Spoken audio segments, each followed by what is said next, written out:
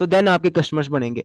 तो अब ये होलसेल के अंदर मैंने आपको बता दिया कि हम किसी ब्रांड से आइटम लेके आगे रीसेल करते हैं, आगे बेचते हैं।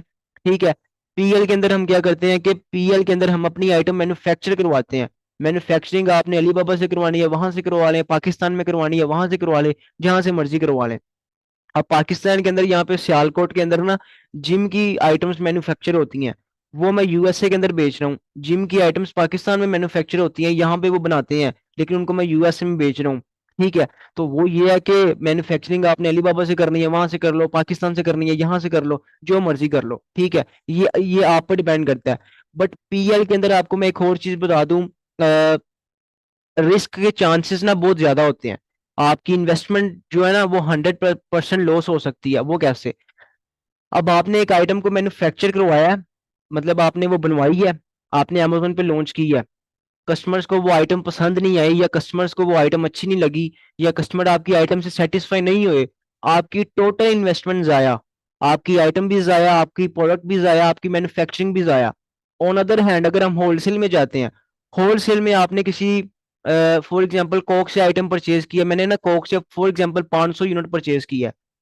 ठीक है।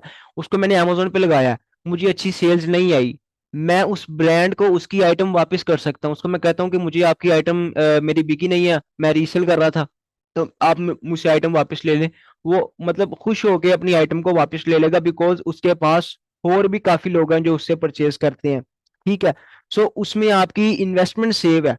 होलसेल के अंदर और ऑनलाइन आर्बिट्रेज के अंदर ना ज्यादा से ज्यादा अगर मैंने आज तक कोई लॉस होता देखा है ना, या खुद अपने पर्सनल एक्सपीरियंस के हिसाब से बताऊं, ज्यादा से ज्यादा मेरा जो लॉस हुआ है, जो मैंने इन्वेस्टमेंट लगाई है ना वही वापस आई है। ठीक है। उसको कहते हैं ब्रेक इवन। ठीक है। सो मुझे आवाज नहीं आ रही? आपको नहीं आ रही कि सबको नहीं आ रही? सर नहीं आ आपकी रही आ है रही है वैसे भाई। आवाज। अबे भाई आ रही है। आवाज आ आवाज रही आ है रही है? आपकी। आ रही है। आवाज आ रही है, आ रही है। आप अपना नेट चेक करें यार, आप मे भी आपका इशू। हमें क्लियर आ रही है यार, क्लियर नेट चल रहा है आपका। ठीक हो गया, ठीक हो गया, ओके ओके, अच्छा। सही आ रही है आवाज भाई। Okay. Carry on. Screen screen तो आपने एक जगह स्टॉप की हुई है ना? जी जी, वो बेसिकली सामने यहाँ पे लिखा हुआ है, तो वही वहां पे स्टॉक की हुई है। बस अच्छा। सही है, सही है। आप ओके, तो अपना carry on. So thank you. ये थी हमारी पीएल की डिटेल्स और होलसेल की डिटेल्स। ठीक है। अब ऑनलाइन आर्बिट्रेज क्या है? ऑनलाइन आर्बिट्रेज ना बड़ा ही सिंपल सा मॉडल है, जो लोगों को समझ नहीं आती कि भाई ये है क्या। अब ये भी सेम एज होलसेल ही है, जस्ट फर्क है सोर्सिंग का। फॉर एग्जांपल, आपको एक एग्जांपल के लिए मैं बताऊं, पाकिस्तान की कोई एग्जांपल दे दूं। यहाँ पे एक स्टोर है मेट्रो, ठीक है, और एक यहाँ पे है फॉर एग्जांपल विक्टोरिया। दोनों एक स्टोर है, दोनों स्टोर्स पे एक ही ब्रांड की आइटम पड़ी हुई है। फॉर एग्जांपल कोक की बोतल, आप कह लें कि कोक की बोतल जो है ना वो विक्टोरिया पे पड़ी हुई है 500 की, आपको एक एग्जांपल दे रहा हूँ। लेकिन उसी कोक की बोतल को अगर मैं जाके देखूं मेट्रो पे, तो वो 200 की पड़ी हुई है। मतलब कि मुझे चीज दोनों ही सेम है, दोनों आइटम्स के ब्रांड सेम है, दोनों को एक एक ही मतलब कंपनी ने बनाया है, लेकिन जस्ट जगह चेंज होने की वजह से उनका प्राइस चेंज है। अब मैंने क्या करना है, मैंने मेट्रो में जाना है, उसको 200 की परचेज करना है, उसको विक्टोरिया में लाके 500 की बेच देना है, अपना प्रॉफिट निकाल लेना है। सिर्फ मैंने जगह चेंज की, कोई ब्रांड अप्रूवल नहीं लिया, कोई मैन्युफैक्चरिंग नहीं करवाई, कोई मैं अलीबाबा पे नहीं गया। ये जगह चेंज करने को प्रोसेस को ऑनलाइन आर्बिट्रेज कहते हैं जस्ट। ठीक है।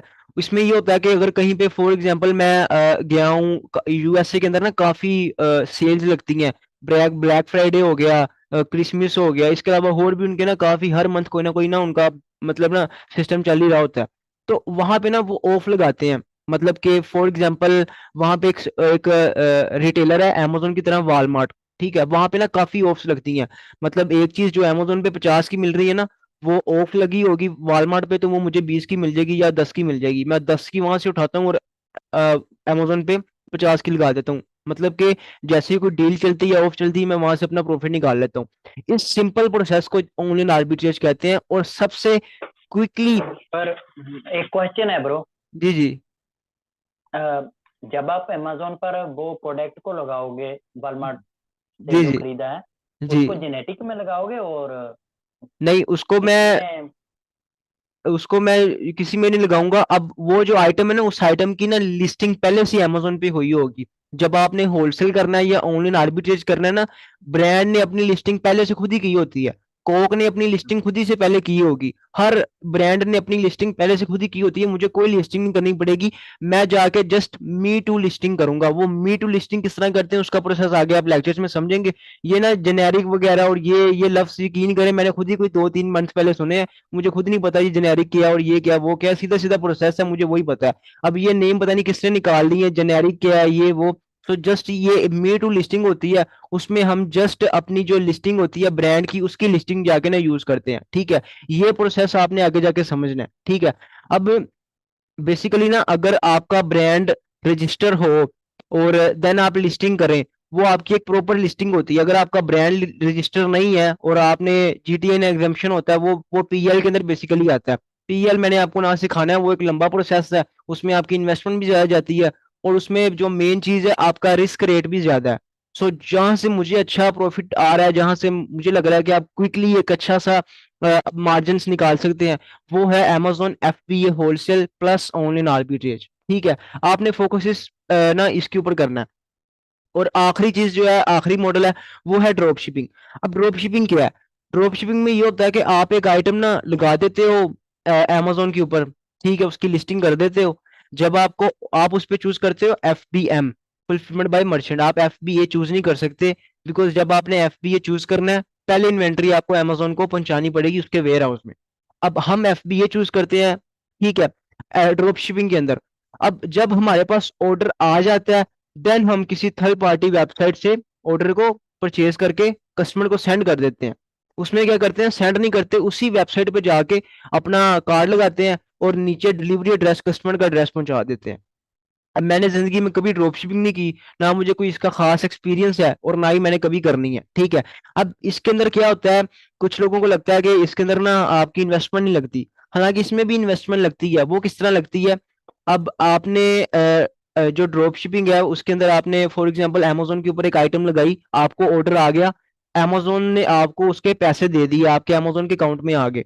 अब Amazon के अकाउंट में पैसे आए हैं, उसी वक्त आप पैसे विड्रॉ नहीं कर सकते, Amazon से निकाल नहीं सकते। 20 डेज Amazon आपके पैसों को होल्ड पे रखता है, कस्टमर को आइटम पहुंच जाए देन Amazon आपको पैसे देता है। तो इट्स मीन के पहले आपको अपनी पेमेंट देनी पड़ेगी जिस भी वेबसाइट से आपने कस्टमर को आइटम सेंड करनी है, ठीक है। उसमें क्या होता है कि फॉर एग्जांपल मैंने वॉलमार्ट से या सैम्स क्लब, ये एक रिटेलर्स है, मैंने वहां से आइटम सेंड की है कस्टमर को। अब वो आइटम उस कंपनी के बॉक्स में जाएगी, उसके ऊपर वाल Amazon नहीं लिखा होगा। फॉर एग्जांपल अगर मैंने वॉलमार्ट से सस्ती भेजी है तो वो वॉलमार्ट के बॉक्स में Amazon के कस्टमर के पास जाएगी। अब कस्टमर वहां परेशान हो जाता है कि मैंने तो Amazon पे ऑर्डर किया है, मुझे डिलीवरी वॉलमार्ट वाले करने आ रहे हैं, ये क्या चक्कर है? फिर Amazon को वो रिपोर्ट करता है, आपका अकाउंट उठ जाता है, ठीक है। दूसरा उसमें मसला क्या होता है कि USA के अंदर जब आप अपना कार्ड लगाते हो, आपका कार्ड का एक बिलिंग एड्रेस होता है। अब यूएसए वालों ने एक नई पॉलिसी निकाल दी है कि आप जो बंदा भी ऑर्डर करेगा ना, उसका बिलिंग एड्रेस और शिपिंग एड्रेस सेम होना चाहिए। मतलब कि ये नहीं कि कार्ड वो अपना लगाए, शिपिंग कहीं और जहाँ मर्जी कर दे। अब उन्होंने ये सिस्टम ही खत्म कर दिया। सो इट्स मीन के ड्रॉप शिपिंग एक लॉन्ग टर्म बिजनेस नहीं है, ना हमने इस पे जाना है और ना ही कोई ये आप ये कह लें कि कोई बिजनेस ही है ये, ठीक है। ये ड्रॉप शिपिंग कोई बिजनेस नहीं है, होलसेल एक प्रॉपर बिजनेस है, आर्बिट्रेज एक प्रॉपर बिजनेस है, पीएल एक प्रॉपर आपका बिजनेस है, प्रॉपर आप अपना ब्रांड बनाते हो पीएल के अंदर, ठीक है। तो फोकस हमने अपना होलसेल और आर्बिट्रेज पे ही करना है। सो अब बेसिकली हमने Amazon के बारे में देख लिया कि Amazon क्या है, उसके मॉडल्स के बारे में समझ लिया कि Amazon के मॉडल्स कौन कौन से होते हैं। आई थिंक काफी चीजें आप लोगों ने सीखी होंगी इस 3-4 स्टेप्स के अंदर में भी। आप में से, मेरा नहीं ख्याल ये चीजें आप में से पहले किसी को पता होंगी, ठीक है। FBA के बारे में आपने समझ लिया, FBA क्या होता है, FBM के बारे में समझ लिया। दूसरा मैंने आपको होलसेल का बता दिया, होलसेल के अंदर क्या होता है, आर्बिट्रेज क्या होता है, पीएल क्या होता है और ड्रॉप शिपिंग क्या होता है। अब ये मॉडल्स मैंने आपको बता दिए। अब इन मॉडल्स में से आपको पता भी चल गया कि मेरे लिए मॉडल कौन सा ठीक है, या कौन सा व्यास भाई बता रहे हैं वो मॉडल्स कौन से अच्छे हैं। सो हमने वही मॉडल्स के ऊपर अपना फोकस करना है, Amazon FBA होलसेल और एंड ऑनलाइन आर्बिट्रेज। हमने यही मॉडल्स के ऊपर अपना फोकस करना है और वही हमने सीखने हैं, ठीक है। सो अब बेसिकली अगर हम आगे आ जाएं, थोड़ा सा हम डिस्कस कर लें मार्केट्स के बारे में कि हमने काम करना कहाँ पे है। मैं पाकिस्तान में हूँ, क्या मैंने अपनी आइटम को पाकिस्तान में बेचना है, या मैं स्विट्जरलैंड में रह रहा हूँ, मैं इटली में रह रहा हूँ, मैं स्पेन में रहता हूँ, मैंने अपनी आइटम को बेचना कहाँ पे है? क्या स्पेन के अंदर ही बेचना है कि मैं कहीं और भी बेच सकता हूँ? देखिए मैंने आपको पहले बताया कि Amazon की क्वालिटी, आप कोई भी आइटम कहीं से भी कहीं भी बेच सकते हैं। मैं पाकिस्तान से बैठ के आइटम स्पेन भी बेच सकता हूँ, पाकिस्तान से बैठ के आइटम दुबई भी बेच सकता हूँ, पाकिस्तान से बैठ के मैं यूएसए यूके हर जगह अपनी आइटम को बेच सकता हूँ। ये बेस्ट क्वालिटी है अमेजोन की।